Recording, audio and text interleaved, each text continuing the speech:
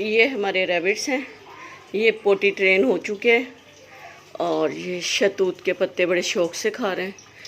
आज इनका flavour change किया हमने, रोज़ अंगूर के पत्ते खाते थे देख रहे हैं हमें, और आज इन्हें मिला नया फ्लेवर शहतूत का। दीवाने हुए हैं, कौन सा पत्ता छोड़ें कौन सा खाएं।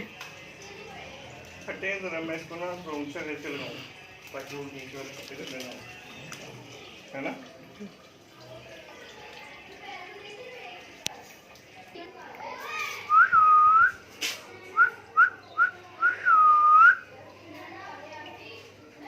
हेलो, किधर चले गए? हमने इसको यहाँ ना हैंग कर दिया ताकि ये ज़्यादा देर तक फ्रेश रहे। ऊपर से बारिश भी आ रही है और नीचे से ना ये पिशी से गंदे कर देते हैं।